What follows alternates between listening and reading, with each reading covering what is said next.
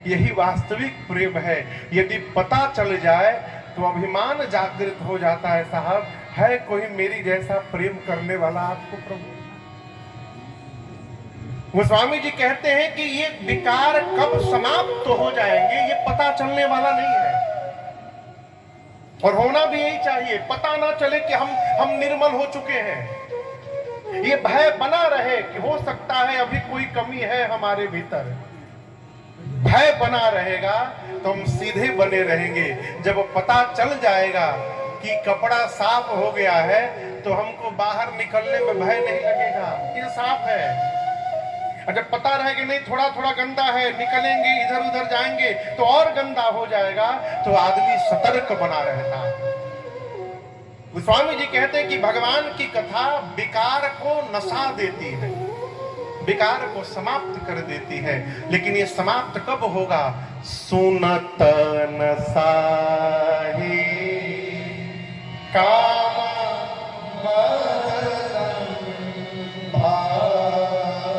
कथा सुनने से समापन होगा।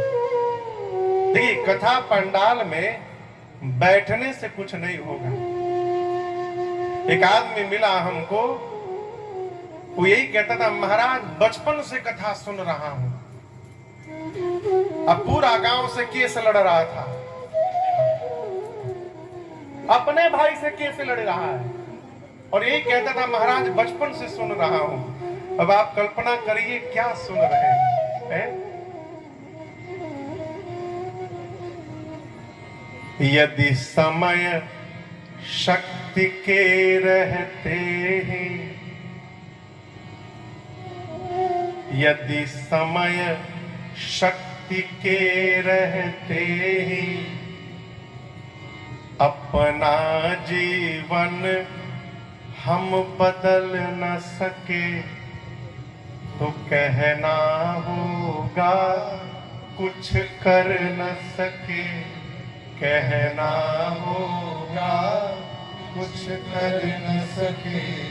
भाई बाप, कथा सुनने से प्रभाव पड़ेगा। कुछ बात गोस्वामी तुलसीदास जी कहते ये मन जो है हाथी है। अच्छा आपसे यदि प्रश्न करूं, आप में से किसने किसने अपने मन को देखा है? कोई नहीं देखा है। दूसरा प्रश्न, ये मन कहां रहता है? किसी को नहीं मालूम। कपारे में रहता है कि गले में रहता है कि सीने में रहता है कि घुटने में रहता है, किसी को नहीं मालूम। और आपको बतावें, राजन हो चाहे आप, हम सब मन के गुलाम हो चुके हैं। मन जैसा चाहता है वैसा हम नाचते हैं। 6 बजने में 20 मिनट बाकी है, गर्मा गर्म चाय मिल जाए ना साहब, आनंद आ जाए। मन हो रहा है, अभी नहीं हो रहा है मेरा, हम उदाहरण दे रहे हैं आप, उदाहरण की बात कह रहा हूं।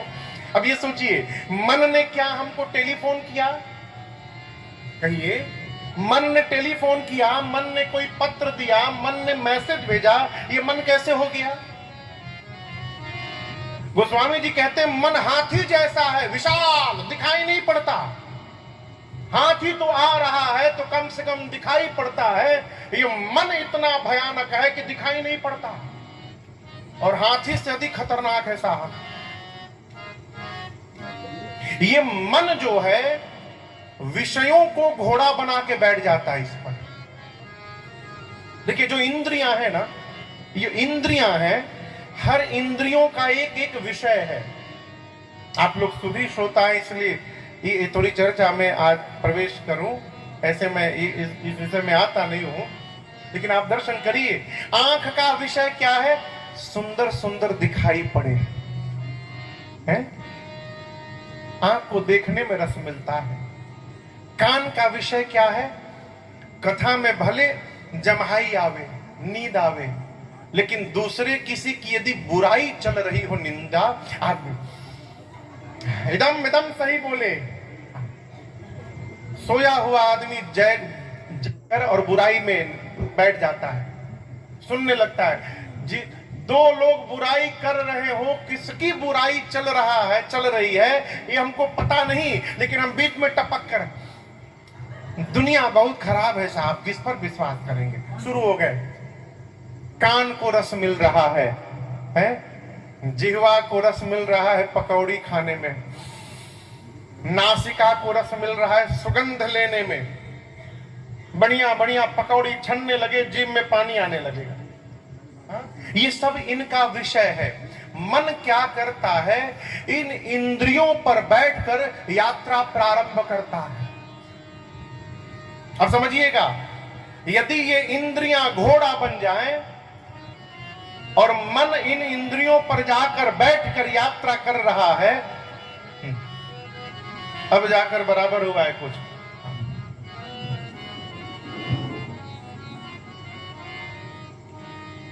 तो ये इंद्रिय रूपी घोड़ा कहां तक जाएगा? जहां तक इसका विषय है। आंख कहां तक जाएगा? सुंदर दृश्य तक। ये चर्म कहां तक जाएगा? मुलायम स्पर्श तक। मुलायम मुलायम तकिया मिल जाए ना तो आदमी घंटों रगड़त है। हाँ, बहुत सुंदर है, बहुत सुंदर है। ये इसका विषय है। कान पर यदि श्रवण पर मन बैठ गया तो कहां तक जाएगा? निंदा तक। जीवा पर बैठ गया तो स्वाद तक। ये इन इंद्रियों की गति ही वहीं तक है बस। और भगवान कहां है? उस विषय के उस पार परमात्मा बैठे हैं। मन इस विषय रूपी घोड़े पर बैठकर घूमता रहता है, इसीलिए इंद्रिय रूपी घोड़े पर बैठकर घूमता है, इसीलिए विषय तक ही जा पाता है। मन यदि इंद्रियों से उतरकर यात्रा करे तो विषय को पार करके परमात्मा तक पहुंच सकता है। मन यदि इंद्रियों को छोड़ दे, ये मन हाथी से भी खतरनाक है। गोस्वामी जी कहते हैं, मन करी विषय अनल बन जरई। मन रूपी हाथी विषय रूपी अग्नि में दिन रात जल रहा है। सुखी कब होगा माई बाप? होई सुखी जो एही सर पर सर यानी सरोवर। जंगल में आग लग जाए तो सारे जानवर जंगल के बाहर दौड़ते हैं। हाथी जंगल के बाहर नहीं दौड़ता। क्यों? हाथी जानता है कि जितने तेजी से ये जानवर सब भाग जाएंगे, मैं उतनी तेजी से नहीं भाग सकता हूं। यदि बाहर जाने की यात्रा में रहूंगा तो जल के भस्म हो जाऊंगा। तो सारे पशु जंगल के बाहर भागते हैं। हाथी जंगल के बाहर नहीं भागता, जंगल के भीतर भागता है। कहां भागता है? सरोवर के पास दौड़ता है। और जल से भरे उस लबालब सरोवर के बीच में जब जाग कर हाथी बैठता है तो हाथी को जो सुख मिलता है माई बाप, आप कल्पना नहीं कर सकते। हाथी सोचता रहता है कि इस अग्नि में पूरा जंगल भस्म हो जाए, लेकिन उसके बाद भी मुझे कुछ होने वाला नहीं है। कब तक? जब तक इस पानी के भीतर बैठा हूं सरोवर में, ये अग्नि मेरा बाल बांका करने वाला नहीं है। उसी प्रकार मन रूपी हाथी को विषय के अग्नि से बचाना चाहते हैं तो इस मन रूपी हाथी को इस राम कथा रूपी सरोवर में लाकर बिठाने का स्वभाव बनाइए। कथा रूपी सरोवर में जब तक ये मन बैठा रहेगा, विषय की अग्नि इस मन का कुछ बिगाड़ने वाला नहीं। इसी से मन की व्यथा समाप्त हो जाती है। एक महापुरुष कह रहे थे कथा में कि यदि आप कथा को पलट दीजिएगा तो क्या होगा? जोर से कहिए। थाक। थाक यानी थकान। भगवान सुनते रहिएगा तो भगवान की कथा आपके जीवन की थकान को समाप्त करती रहेगी। यही राम कथा की महिमा है। पूज्य तुलसीदास जी महाराज ने श्री रामचरितमानस जी में 7 कांड लिखे हैं। कितने कांड हैं? 7। नाम लीजिए। पहला कांड है, जोर से कहिए, बाल कांड। दूसरा कांड श्री अयोध्या कांड। तीसरा कांड अरण्य कांड। अरण्य कहते हैं वन को। बाल कांड में भगवान के राम कथा की भूमिका, भगवान शिव मां पार्वती का विवाह, राम जी के जन्म के कारण, भगवान के जन्म की कथा, भगवान की पूरी बाल लीला, कैसे भगवान यज्ञ रक्षा किए, फिर मिथिला प्रवेश, पुष्प वाटिका, नगर भ्रमण, धनुष यज्ञ, उसके उपरांत श्री सीताराम विवाह महोत्सव। ये सारी लीलाएं किस कांड में है? बाल कांड में। बाल कांड के बाद अयोध्या कांड।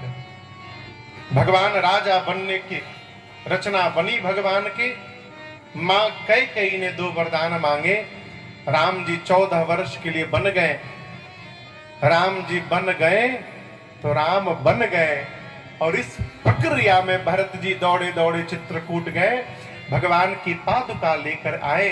ये पूरा चरित्र किस कांड में है? अयोध्या कांड में। कहते हैं वन को। वन में भगवान ने कौन कौन सी लीलाएं की?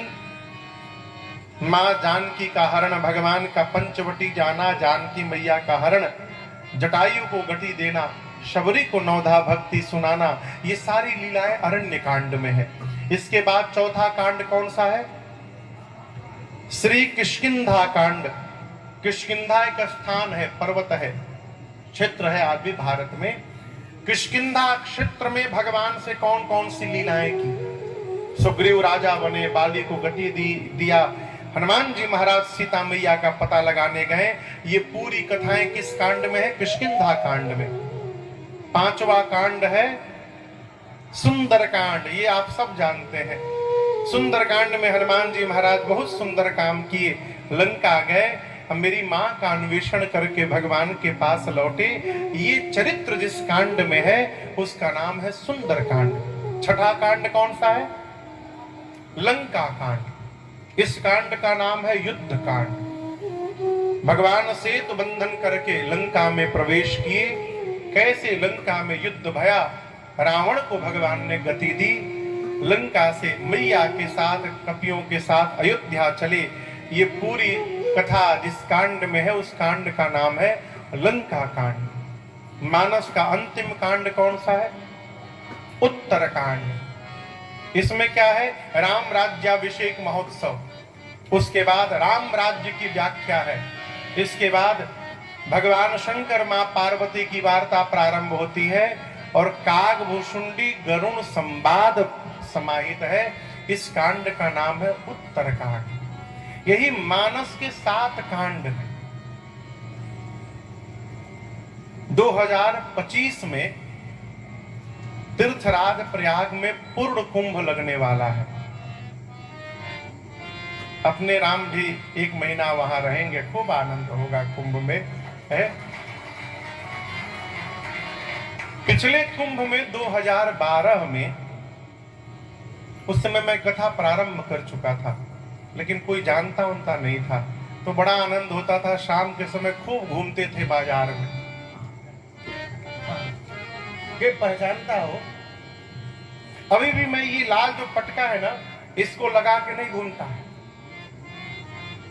क्यों? इसको लगा लेने के बाद आफत हो जाएगी बाहर में, इसीलिए इसको केवल कथा में पहनता हूं। इसके बाद नहीं। लोग रास्ते में देखते हैं वही है का हो, तब तक हम निकल जाते हैं। खूब आनंद है। तो 12 में कोई तो जानता होता था नहीं, तो शाम को पूज्य महाराज से अनुमति लेके हम खूब मेला घूमते थे। तो प्रयाग कुंभ में एक पुस्तक की दुकान पर मेला